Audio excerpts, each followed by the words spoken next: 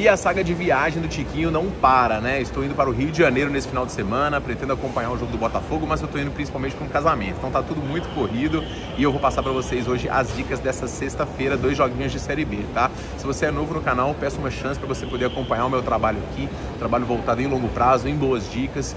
A gente busca aí algumas entradas e finalizações também, tem bilhete de odd alta que a gente acertou alguns recentes e vamos que vamos, espero que você curta, tá? E comente com seus palpites também, bora rodar a vinheta para os palpites desta sexta-feira. Chegou a hora de simplificar suas apostas. Na conta Bpag, você tem seus sites favoritos no mesmo lugar, para se divertir com segurança e cashback. Crie essa conta e saia na frente. E vamos embora, pessoal, para os palpites desta sexta-feira, diretamente do aeroporto aqui de Ribeirão Preto. A gente começa analisando o jogo do dia, Remo e Ferroviária. O Remo, ele estava ganhando o Goiás até o finalzinho, 2-1. Seria uma vitória muito importante fora de casa, acabou sofrendo um empate. Ainda assim, a campanha da equipe é muito forte, 5ª colocação no momento, brigando pelo G4.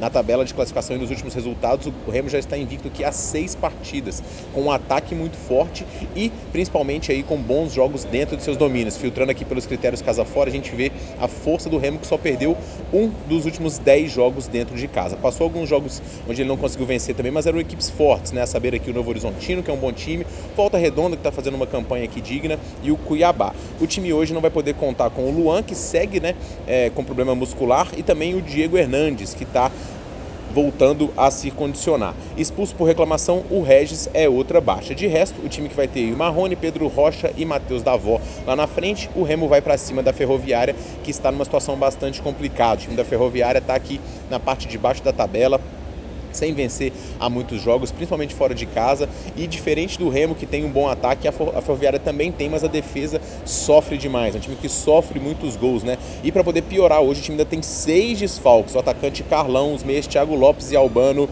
Eric Melo, Maicon, Eric Nascimento, Vitor Barreto, todos esses no departamento médico. A boa notícia fica por conta da volta do Vinícius Berganin e também do retorno do lateral Lucas Rodrigues e do meio-campistas Netinho e Tarek. Ainda assim, é uma equipe frágil, mas uma equipe digna, que está lutando bastante para poder se manter nessa Série B. O cenário de pressão do Remo aqui, ele está traçado. O Ferroviário é um time perigoso no lado ofensivo, principalmente nos últimos jogos, mas estão possibilitando aqui para mim a melhor entrada, Remo menos 0,25. Essa linha tende a fechar aqui um pouco mais baixa do que isso. Acho que a gente bate essa linha.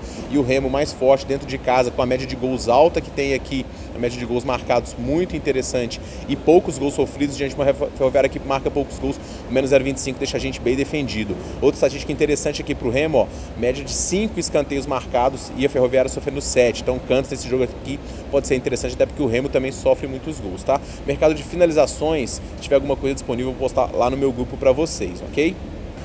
No segundo jogo do dia, a gente tem aqui o Ferroviário recebendo a equipe do Criciúma. Ferroviário que terminou aqui o primeiro turno na 13ª colocação, 7 pontos do G4 e 3 apenas da zona de rebaixamento. Então o Operário hoje tem que olhar mais para baixo do que para cima. O técnico Alex hoje tem o retorno do Neto Paraíba e deve ser aí uma troca no ataque, já que ele cumpriu suspensão diante da Ferroviária.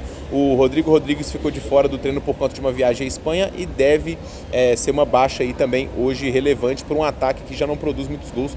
O ataque do Ferroviário aqui com apenas 21 gols marcados nesta temporada. O Operário, ele está tendo muita dificuldade nos seus jogos no geral, embora a campanha em casa seja positiva aqui com apenas 2 derrotas no campeonato, também são muitos empates aqui, mas é um time estruturado dentro de seus domínios e um time perigoso, né? Mas o desempenho geral do Operário, ele também não é muito forte, né? Com apenas 2 vitórias nos últimos 10 e muitos empates, 4 empates e também 4 derrotas. Quem vive um bom momento é o Criciúma, derrotado apenas uma vez nos últimos 10, marcando muitos gols e com uma defesa estruturada, vários jogos aí o Criciúma passando em branco.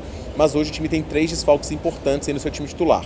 O Benevenuto, zagueiro, Gui Lobo e Diego Gonçalves, todos cumprem suspensão por 3º amarelo. O Criciúma jogou o último jogo diante do Cuiabá, a gente pegou inclusive menos 0,25.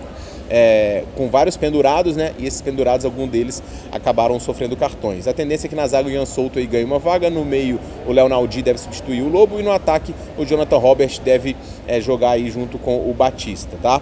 O Nicolas também deve fechar à frente. O Criciúma, como eu falei, é uma equipe sólida, uma equipe difícil de ser batida, uma equipe que está sofrendo poucos gols. Olha a média de gols sofridos do Criciúma aqui como é baixa, um ataque que está produzindo, e eu tenho muitas dúvidas em relação ao Operário. Eu entendo porque o Operário em casa é um time muito difícil de ser batido. Nesse jogo aqui, pessoal, eu vou no dupla chance do Criciúma. É uma dica arriscada sim, o Operário tá num viés de melhora, mas o Criciúma vem sendo muito sólido defensivamente, sofrendo poucos gols aqui. Embora enfrente um ataque que está produzindo bem dentro de casa, o Criciúma também consegue marcar gols. Então, se a gente pegar um gol do Criciúma aqui, a gente fica muito bem defendido. A questão aqui é que as linhas elas tinham que estar um pouco mais parelhas na minha visão e o valor acabou indo pro lado do Criciúma, beleza? Então esses são os meus 2 palpites para essa sexta-feira.